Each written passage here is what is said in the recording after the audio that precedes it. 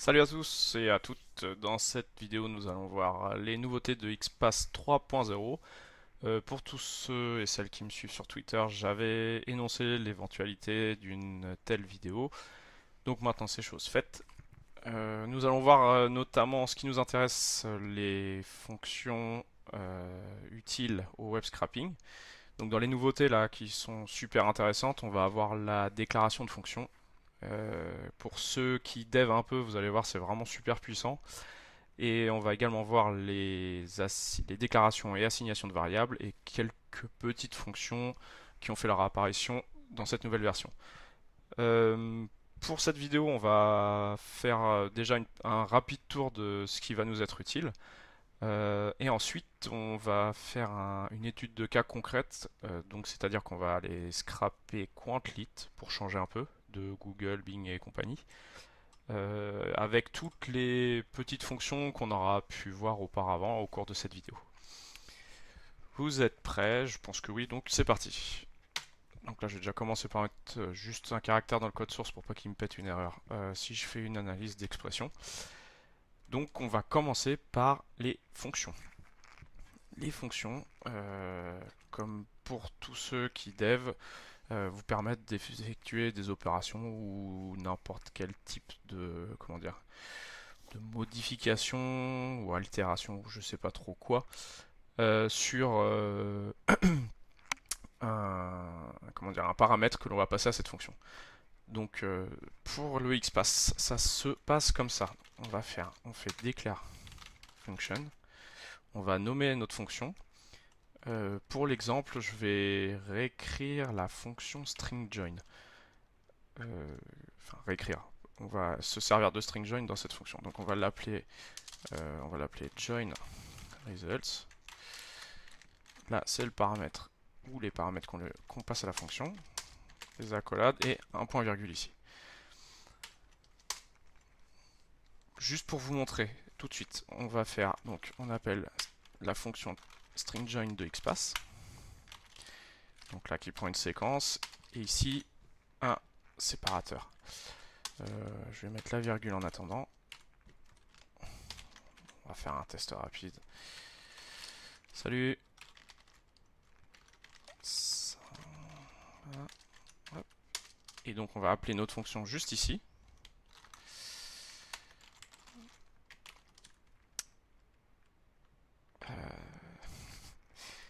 Je vais vous montrer après comment ça fonctionne. Là c'est vraiment... Je vais passer quelque chose qui n'a rien à voir, hein, puisque là normalement c'est le paramètre. Donc celui-ci. Pour l'instant on ne l'utilise pas dans la fonction. Hop. Donc là j'exécute et vous voyez bien que ça m'a collé. Salut, ça va. Donc pour utiliser le paramètre, rien de plus simple, hein, pour tous ceux qui dev, on va enlever ça. On va le remplacer par $n, là. Donc ce paramètre là qu'on passe, hein, à la fonction. Et on va passer ça ici. Voilà. Donc là, forcément, j'ai oublié quelque chose. Et oui, vu que c'est une séquence qu'on passe, voilà, faut rajouter juste les parenthèses pour spécifier que c'est une séquence, hein, puisque ces parenthèses là sont spécifiques à la fonction. Donc voilà pour les fonctions. Là, c'est relativement basique. Donc on va aller un peu plus loin et introduire la notion de variable. Donc pour les variables, ce qui est intéressant dans string join, ce serait de pouvoir définir ce paramètre-là, puisque si on cherche à le changer plus tard, on pourra le changer au niveau de la variable. Donc pour déclarer une variable, on utilise let $, on va dire délimiter. Donc là on met 2 points égal. Et donc là on va dire que c'est la virgule. Ok. Donc là on va remplacer par $délimiter. Si je laisse comme ça, je vais vous montrer, ça va me péter une erreur. Puisqu'on ne peut pas définir là juste la variable et enchaîner derrière sur quelque chose comme ça. Voilà. Donc là vous voyez, il y a une erreur juste après le let. Donc pour utiliser, ça va vous faire gagner un peu de temps parce que faut dire que j'ai un peu galéré à le trouver aussi. On a juste à utiliser un return. Donc on va faire comme ça, voilà, histoire que tout le monde voit. donc return avec des parenthèses. Et donc là, quand je vais faire ça, ça va fonctionner à nouveau. Vous voyez bien que le délimiteur, la variable qu'on a définie ici, est bien prise en compte au niveau de la fonction. On va aller un peu plus loin.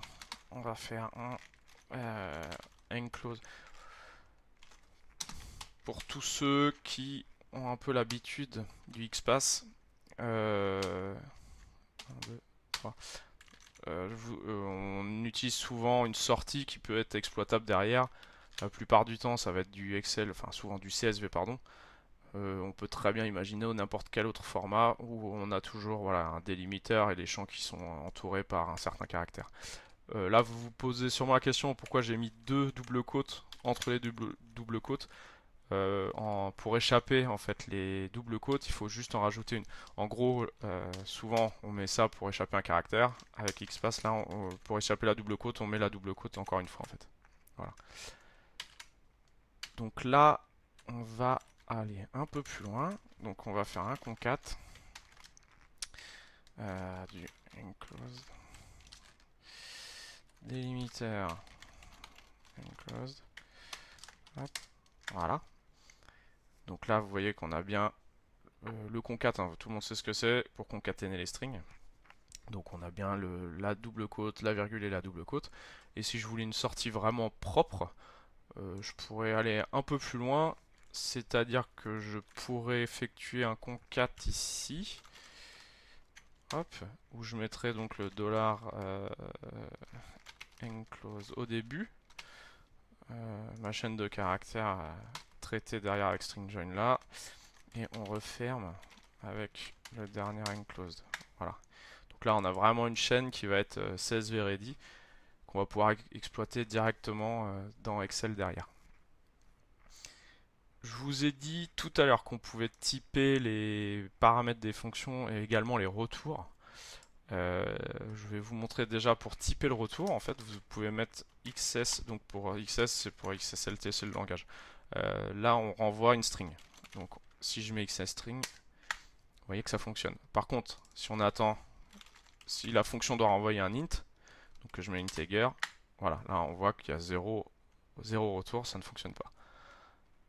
Donc c'est très pratique si vous voulez vraiment typer le retour de fonction ou même typer les paramètres des fonctions.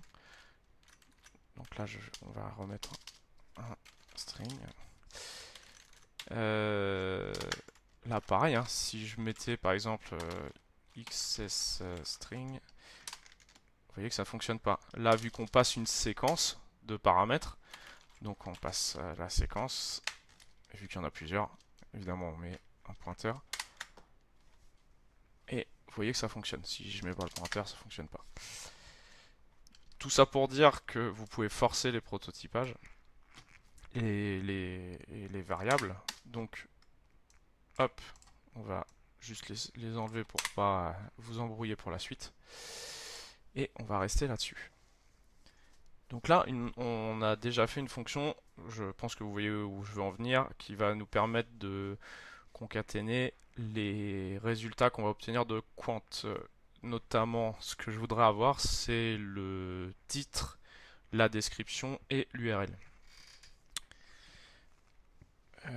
On pourrait aller un peu plus loin. J'aurais pu vous montrer une fonction pour formater les prix, admettons. Si vous récupérez dans une page web des prix ou enfin des chiffres au format français et que vous avez besoin de les intégrer dans votre base de données par la suite, donc les mettre en float, admettons, puisque ce sont des chiffres à virgule, vous pourrez très bien avoir, pardon, hop, déclare function, on va l'appeler format number, hop,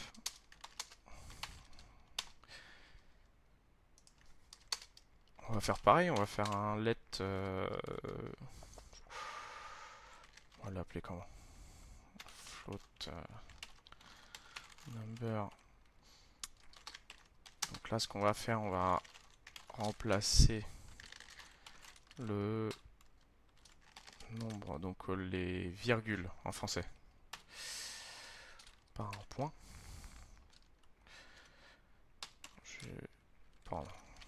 Peut-être avec des doubles quotes ce sera mieux. Donc comme je vous ai dit, si on fait un let dans une fonction return obligatoire, on va l'afficher tout de suite pour être sûr que ça fonctionne. Pardon, excusez-moi. Si, c'était ça. Hop. Et en bas, on va faire un format number. Donc on est d'accord que ce qu'on récupère dans une page web, hein, ce ne sera pas un int qu'on va taper à la main, ce sera une chaîne de caractères. Donc admettons 40 568,84.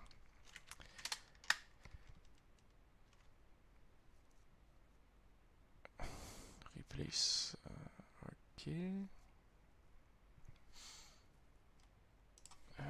C'est une virgule, hein, oui. Donc là, j'ai pas besoin d'échapper le caractère, c'est ce que je pensais, mais non.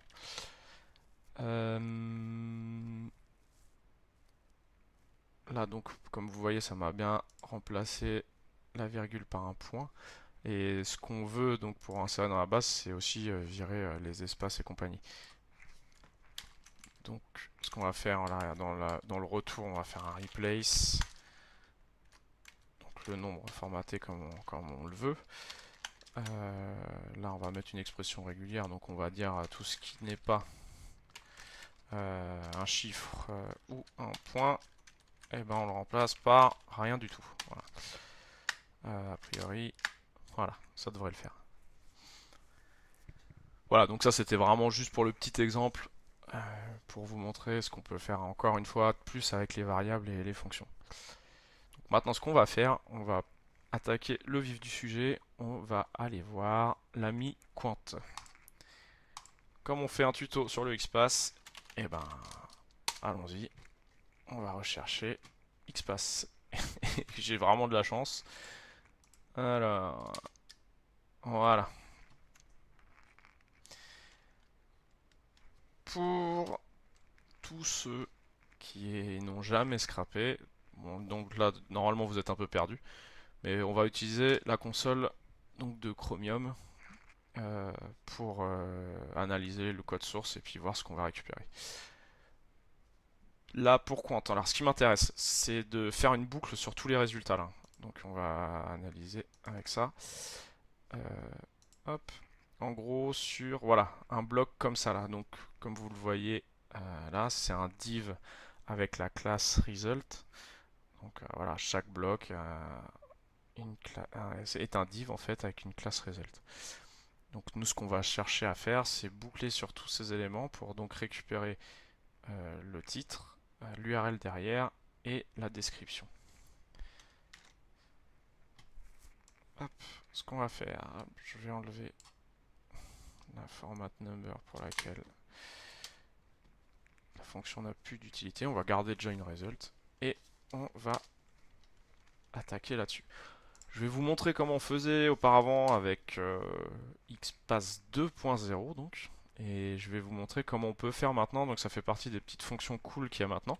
Donc avant, on faisait un for $x in. Donc on a dit que c'était div class result, je crois, de mémoire. Voilà, c'est ça. Donc in slash div at class result return. Donc admettons qu'on veuille renvoyer le titre, donc c'est un span at class title. Logiquement ça va le faire sans mettre le A. On va faire un $x slash. Est-ce qu'il est juste en dessous? Ouais. Span. Pardon, at class title. Qu'est-ce que j'ai fait? Div at class result, c'est bon. Class title est bien en dessous. Alors, qu'est-ce qui se passe? D'accord.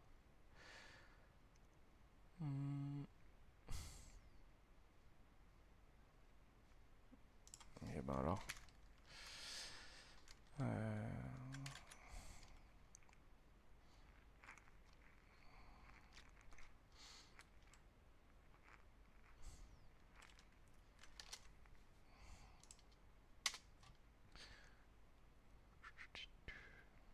Forcément, hein. Si je réfléchissais un peu, c'est vrai qu'avec un code source sur un point virgule, ça risque pas de fonctionner terrible. Voilà. Ce sera beaucoup mieux comme ça, hein. Alors, donc là, vous voyez hein, qu'on a bien Wikipédia, W3 School, Wikipédia, MDN, etc., etc. Donc, on est bon. Au niveau de la nouveauté du for, donc on a moyen d'écrire ça un peu mieux. Je vais vous montrer ça tout de suite. À la place du for, on a maintenant le for each. Donc for each avec un tiret comme ça. Comment ça fonctionne? Pour ceux qui font un peu de JavaScript, c'est assez proche la syntaxe. On va avoir, donc là on va dire sur quel élément on veut boucler. Donc bah écoutez, hein, au lieu de tout retaper, on va se servir de ce qu'on a déjà mis là. Là on met virgule, function, hop, $x admettons. On ouvre la collade, on ferme la parenthèse du for each, celle-ci, hop. Et là on peut faire un, hop, tac, je vais virer celui-ci.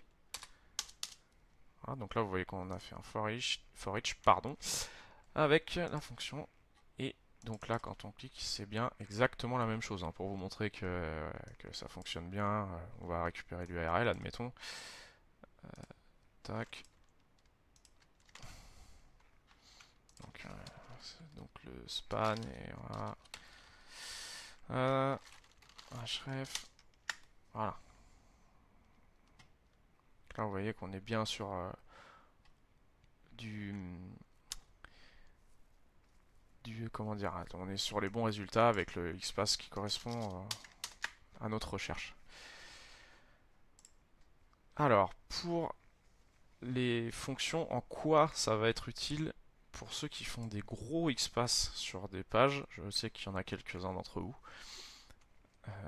En fait, ces éléments-là, quand on les utilise, quand on va en avoir une vingtaine, on va pas forcément savoir à quoi correspond le XPath de l'élément. Donc l'avantage là, ce qu'on va pouvoir faire, on va pouvoir faire on va pouvoir faire une fonction pour chaque truc. Donc déclare function, on va faire un extract title, hop. Donc $n.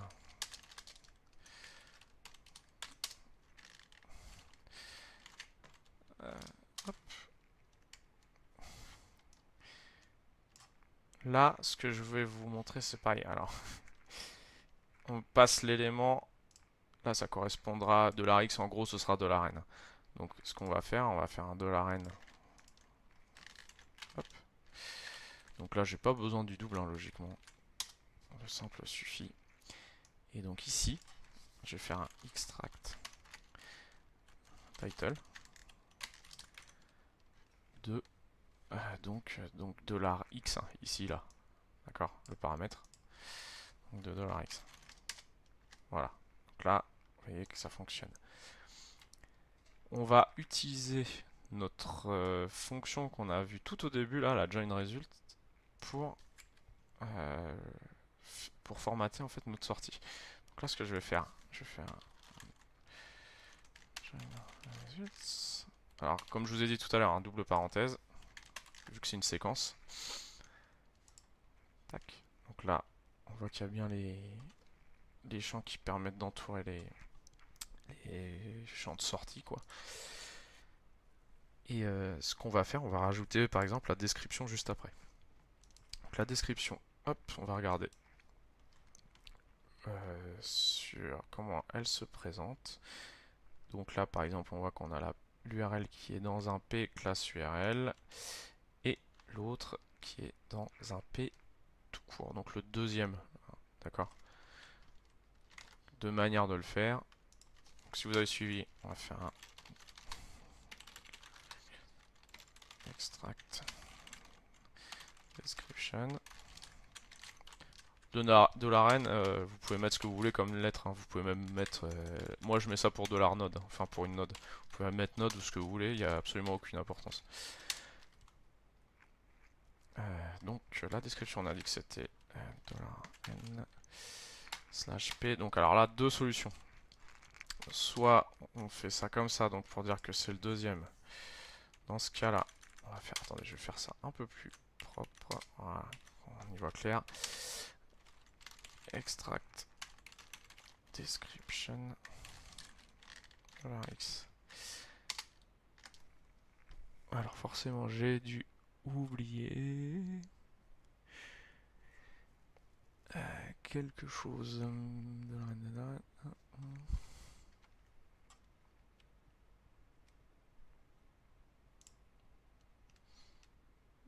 China result, c'est bon.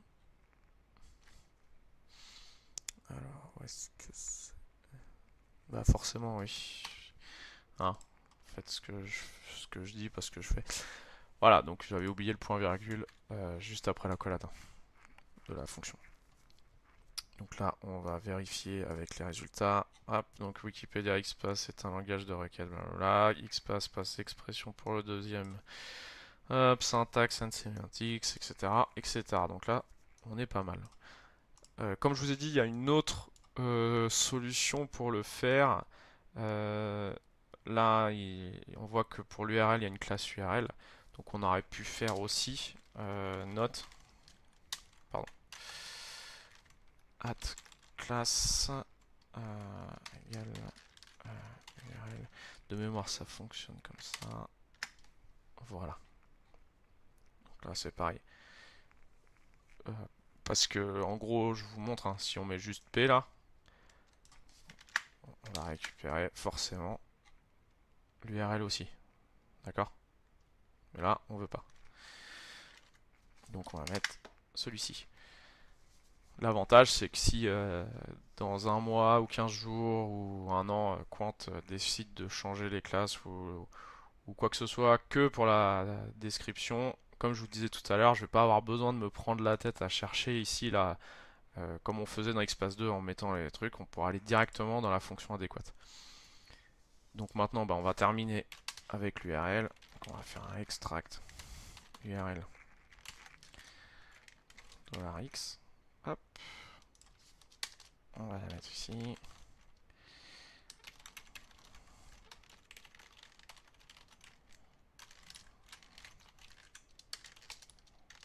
Donc là, hein, n'oubliez pas le point virgule. Hop, l'URL, bah, on a vu que c'était celui qui avait la classe URL, hein, tout simplement. Donc on va enlever le note. Hop. Et donc là, on va avoir des résultats. Vous voyez, donc j'ai bien 10 résultats. J'ai bien en premier le title. Ensuite, on a bien la description, pardon.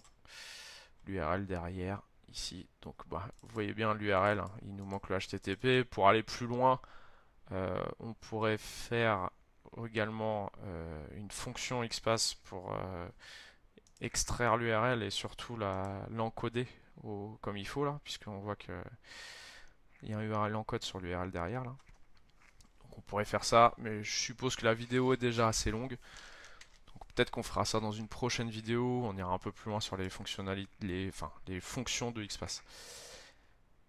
Donc voilà, j'espère que ce tuto vous a éclairci un peu la voie pour XPath 3.0, notamment, bah, comme je vous disais, hein, les fonctions qui sont vraiment supra puissantes au niveau du langage, parce qu'on se rapproche vraiment un peu plus d'un langage de dev par rapport à avant. Et voilà, pour maintenir votre code, c'est juste génial, parce que bon, voilà, après de passer, d'intervertir les colonnes ou quoi que ce soit, si je vous donne un exemple, hein, si on veut mettre l'URL en premier, voilà, on fait ça, on enlève ça, tac, c'est terminé. Il n'y a pas besoin il y a pas besoin de voir, enfin d'analyser, de retourner dans le code source là-bas et de voir ce qui se passe, quoi. C'est vraiment le gros plus de XPath 3.0. Voilà, bon bah j'espère que ce tuto vous a été utile. Je vous souhaite un bon scrap et je vous dis à bientôt pour une prochaine vidéo. Allez, à ciao ciao.